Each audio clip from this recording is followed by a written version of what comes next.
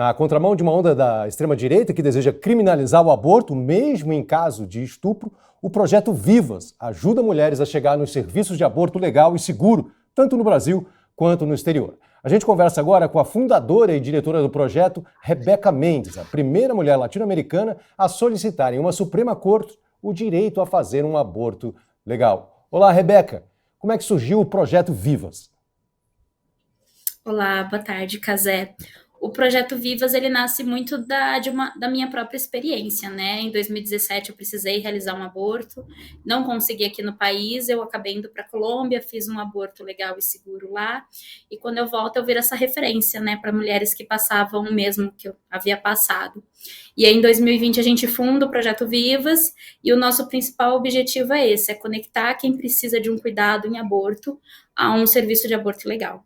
Certo, você tentou fazer o procedimento aqui no Brasil e não conseguiu. O que foi que evitou, o que impediu que você conseguisse fazê-lo de forma legal?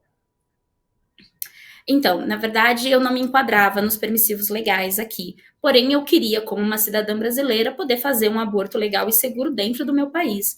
Não acho que eu precise ser obrigada pelo Estado a me colocar a minha vida em risco e a minha liberdade também. Então, eu, como uma cidadã brasileira, pleiteei esse pedido perante ao STF.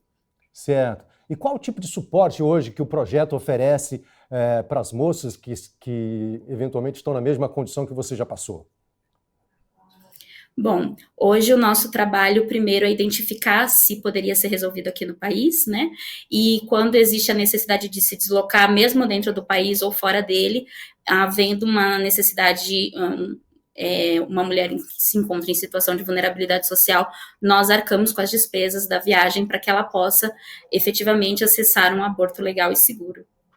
Certo. Vocês dão algum tipo de apoio? Você falou de apoio financeiro, existe um apoio jurídico também? Existe algum tipo de acolhimento emocional também nesse sentido, psicológico?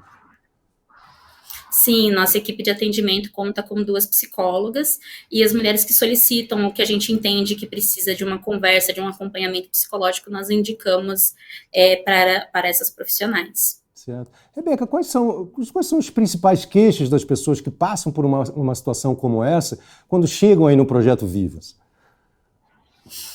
As principais barreiras que essas mulheres encontram inclusive, né, na questão do aborto legal aqui. São mulheres vítimas de violência sexual, como essa da história que nós vimos, onde elas encontram inúmeras barreiras, a falta de informação, a falta de cuidados iniciais. Então, quando elas chegam, né, e verbalizam a violência, muitas vezes é ignorado, né? E quando a gestação é identificada, existe essa morosidade, essa demora em se cuidar dessa mulher, né? Então, existe a necessidade de idas e vindas ao serviço até que o procedimento seja aprovado. Muitas vezes isso demora mais de um mês, como a gente viu aí no próprio relato.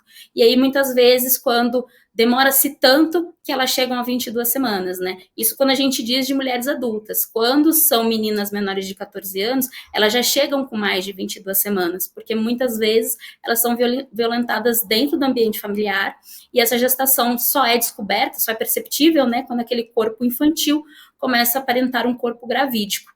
Então, e sempre são casos com mais de 22 semanas. E aí, quando ela chega num posto de saúde, ela é encaminhada para o pré-natal. Quando ela consegue furar a bolha da desinformação e chega no hospital para fazer, né, querendo solicitar um aborto legal, ela é impedida por conta do limite do tempo gestacional. Muitos serviços aqui no país atendem até 22 semanas apenas.